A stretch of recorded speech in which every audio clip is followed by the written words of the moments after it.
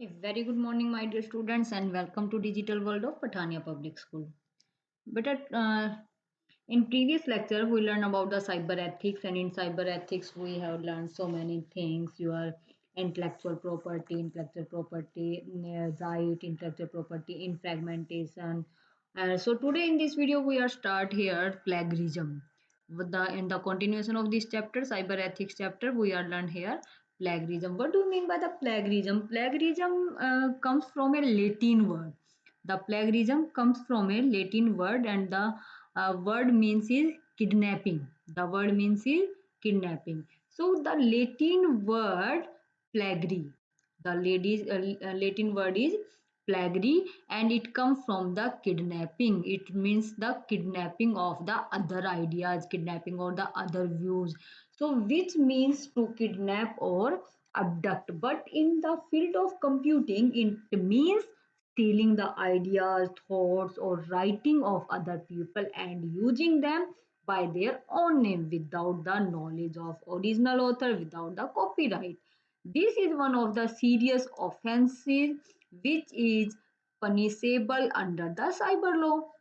So, uh, so many types of plagiarisms are there. Your plagiarism, partial plagiarism, word switch occur plagiarism, and your copying and pasting plagiarism. Copying and pasting plagiarism means is done by the availability of information on the internet and electronically journals, or you can say copy done by the availability of information on the internet and electronic journals also. And next is your complete plagiarism. Complete plagiarism means occur when a piece of work is copied entirely, completely, entirely from one or more source without quotation marks and with no uh, no citation. These type of plagiarisms are present in your this chapter. So now how to prevent yourself with the plagiarism, how you save yourself with the plagiarism. Plagiarism can be avoided by keeping certain point in the mind. First is you are acknowledging the source, take permission from the author, and read the reframe. So acknowledging the source, if you want to use some information from a book or some website in your work, always acknowledge, always write down the reference of the source along with such information where it to be is taken. You can write down the reference from which book, from which website you have taken this information, and mention the page number also if possible. And the next is your take permission from the author. If possible, take the written permission from the author of the original work or for using the content in your own work. And read and reframe. Do not just use the content as it from the source, but read the from the source various sources and put them in your own ideas and your own words. So these way that you have prevent your from the plagiarism. And next is your use quotations. Put everything that comes from some other source within quote. This is also one of the ways to avoiding plagiarism. You can write down from according to this book or according to this website, and then put the idea of the website or your book in between the quotation marks, in between the inverted comma.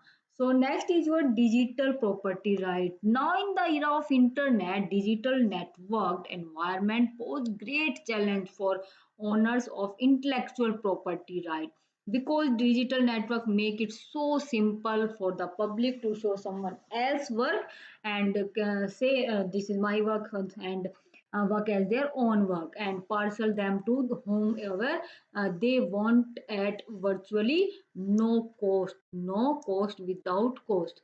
No, nowadays piracy is an important subject where unauthorized data sharing. When you share any other person data without the authorization, and data integration and ethical data utilization, and unauthorized public disclosure are the major areas of this concern. The major issue are to be considered as like determine whether the digitization is a creative is a creative activity such as translation from one language to another. Is digitization to be is is digitization to be considered as similar to reproduction? And third one is, as similar to broadcasting, can transmission or digitized document through the internet be considered as commercial distribution? The detailed explanation of these major issues are, as we know, digitization is a change from natural human language into machine language. However, in digitization, there is no creativity involved and it could be considered as a similar activity to reprography. The copyright protect only creative works, simply inform transformation into the digital form of an original document cannot be considered as creative work. And second one is, the copyright law cannot be applied here because transmission of information on internet can be considered similar to broadcasting, and the digitization is to be considered as reproduction of work. So it is quite clear that digitization, the initial work is merely changed into the digital form, and the process of changing accomplished by the machine without any creativity. So when you don't add any your creativity and you just publish the same way, then this is your uh, all the digital copyright issues are created. So now the next and very important part is digital divide and digital unit. Very important term, and here question raises here, what is the difference between the digital divide and the digital unity? And very important, better, digital divide means refer to the two region of society. One who has the well known information of the digital devices and all these information, and one who don't know about the digital devices and who have don't the facility of these digitals. And so where people are well informed and have well qualified, have access to information and communication technology, and other where people have either uh, in the other way, people have either zero or a very limited access to the facilities. The facilities include the telecommunication services, television, personal computer, and the internet. And the next one is, before the 20th century, the term digital divide referred to the set of people who had access to the telephone service, and another one who didn't have. Whereas after late 90s, this term is referred to a set of people who have access the internet or who still have no access to the basic ICT services such as computers and the internet. And another way, the digital unity also had increased with the help of this digitization. So digital unity referred to a society where everyone would be skilled and equipped to take advantages of various ICT services. Everyone would be able to access the internet everywhere in the rural and remote area. People will be educated through the utilization of technology. So, how you remove this gap between the digital divide and the digital unity? Who is the bridge between the digital divide and digital unity? To gap between the digital divide and digital unity must be covered up so that maximum benefit can be taken from the technology. For making this possible, both the people and the government should work together. People should use such tool to educate themselves and not feel hesitate about learning and using new technology. And government should work on providing the basic education and the basic infrastructure for using such technology to all the people so that maximum people can get the benefits. So maximum people get the benefits. So next term is your freedom of information. Yes, very important term here. Freedom of information means this is also an act of freedom of information. You RTI, you can say, right to information act that are provided into 2004, the freedom of information act 2002, which was drafted by HD Shore, was replaced by the right to information act. Freedom of information act in 2022, drafted by the HD Shore, was replaced by the Right to Information Act.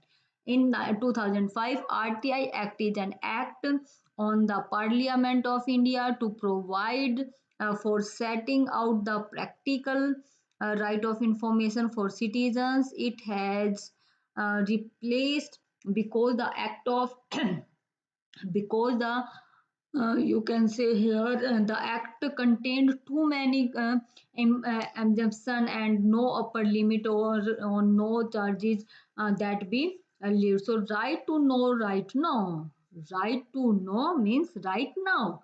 So this is the structure here, right to information. So right to information: take notes, extract, copy to document or records, take certified sample of material, say, take authorized information, obtained information in any mode, or you can say inspect worked document and records, etc. Many objectives of RTI Act 2005 are as follows: transparency is provided with them, practical reason. So provided the practical reason, the act is able to set up the practical a reason for giving citizens access of information that is under the control of public authorities.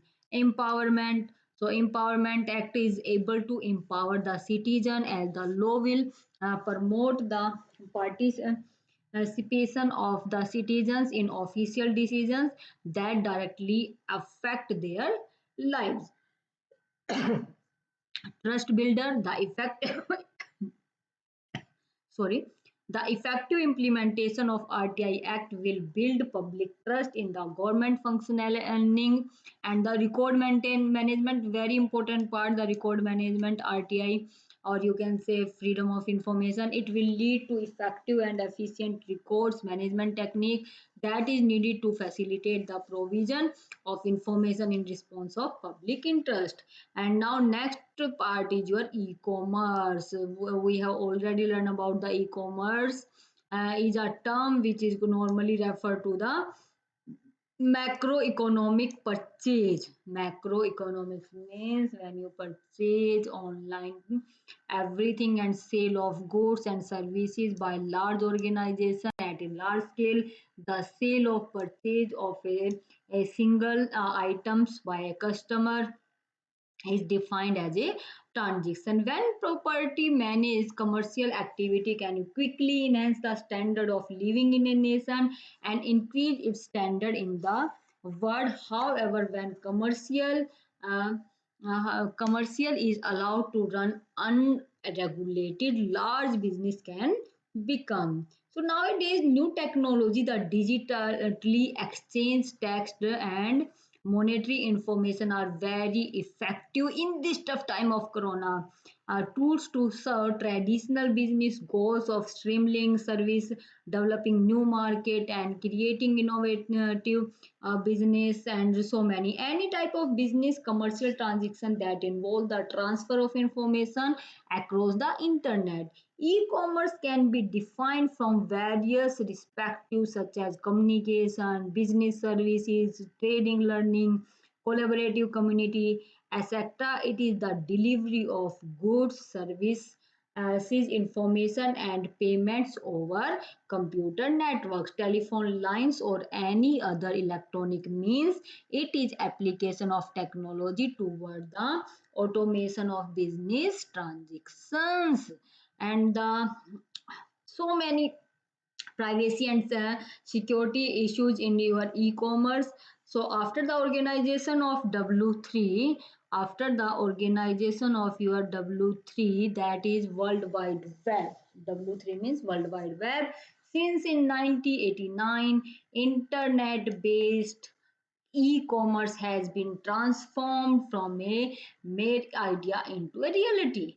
It allows us to browse various products through catalog, selecting the best one amongst several offer other goods and pay for them electronically. And so many modes are there. You can pay COD, net banking, and the different types.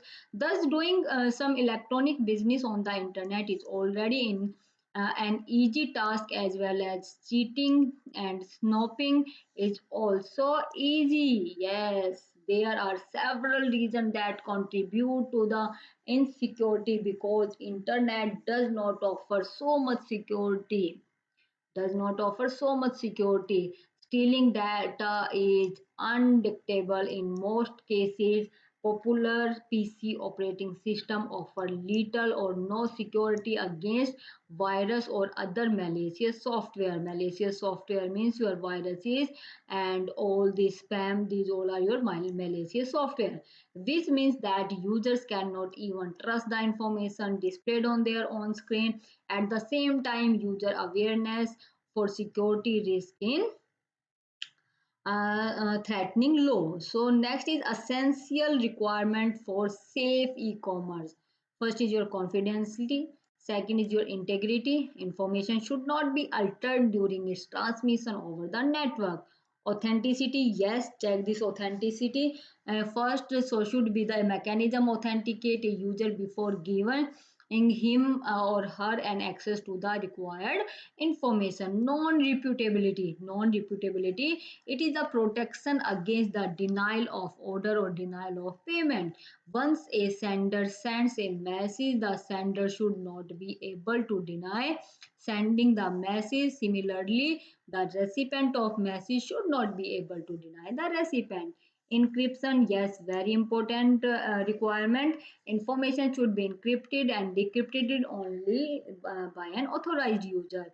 And next is your auditability. Data should be recorded in such a way that it can be audited for integrity requirement. And now measure to ensure security. How you can measure the security. Major security measures are following: encryption, yes, digital signature, and security certificates. You with these all facility you can measure the security issues. It is very encryption. We have already know about the encryption.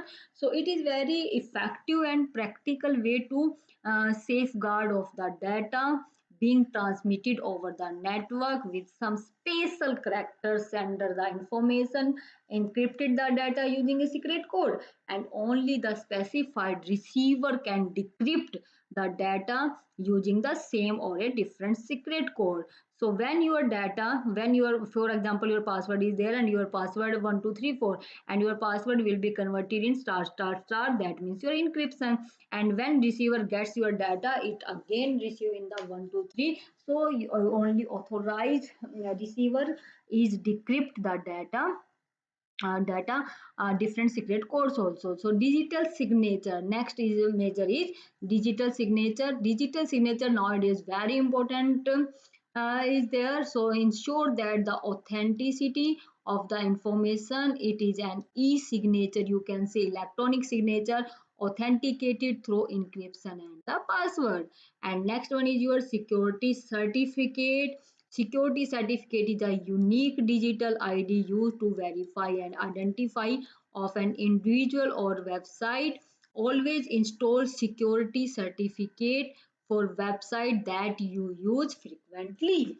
That you use frequently. Security threats for a e-commerce websites. Uh, Security threats. Now we are talking about the security threats for a e-commerce website. So many threats are there: password breach.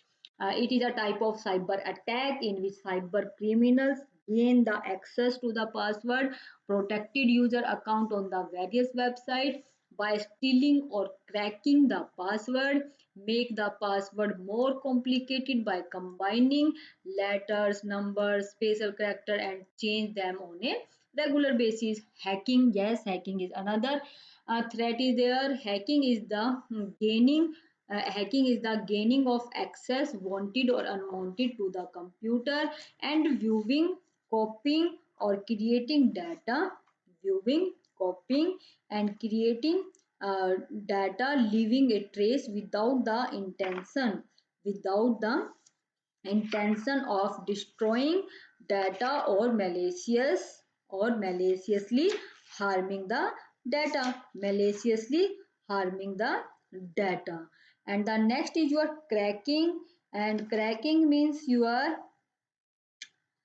is the method by which cracking is the method by which a person who gains unauthorized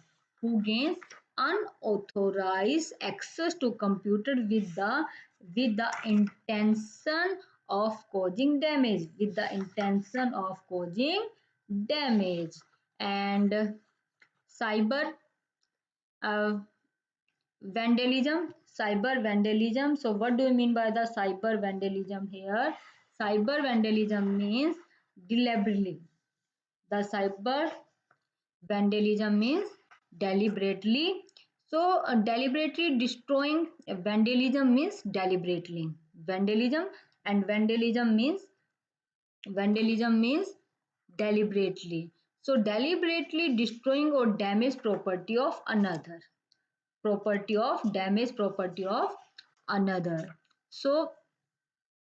damaging property of another. The cyber vandalism means destroying or damaging the data when a network service is stopped or distributed or disrupted. It may include within its preview any kind of physical harm done by the computer of any person. These act may take the form of the theft of a computer, some part of a computer, or a peripheral attached to the computer. So next is your denial of service attack. Next is your denial of service attack. What do you mean by the denial of service attack? Unlike other exploits, denial of service attacks are not used to gain unauthorized access or control of a system or control of a system. They are instead they are they are instead designed to render it unstable, or you can say unusable. So render it unusable. Attackers can deny service to individual victims such as by deliberately entering a wrong password. Enough consecutive means to cause when you have write again and again wrong password and account to be locked, or they may overload the capability of a machine of network and block all users at once. These type of attack are in practice very hard to prevent because the behavior of whole network need to be analyzed. Okay, next is your ransomware. Now, ransomware is a form where but a very important terms these all are. So learn these all terms for one or two marks. So ransomware is a form of malicious software. You can say malware, malicious software. Both are the same things. And your viruses, spam. These all are your malicious software. Once it is taken over your computer, threatens you with harm, usually by running you access to your data. The attackers then threatens to erase all of your valuable data within a certain period of time unless you pay a certain amount of money to have that information again. Next is your backdoor attack. Yes, very important attack this is. It is a type of attack which gives an attacker to unauthorized access to a system bypass the normal authentication mechanism. And next is your direct access attacks. Yes, direct access attack is an attack in which an under gains physical access to the computer to perform an unauthorized activity and installing various types of software to compromise security. These types of software loaded with worms. Worms is the name of the virus, and download a huge amount of sensitive data from the largest victims. And next is your phishing. Very important term here. Phishing scheme are one of the cheap if way in which people end up with their identity stolen and a computer full of viruses. A phishing scheme starts when you receive an email from a website claiming to be your bank or credit card company. Many times, when you visit these sites, spyware, adware, viruses, and automatically installed on your computer. So after that, we are learned about the e-commerce fraud. So we continue on this topic in next video. Thank you so much for this video. We meet with the next video with the e-commerce fraud.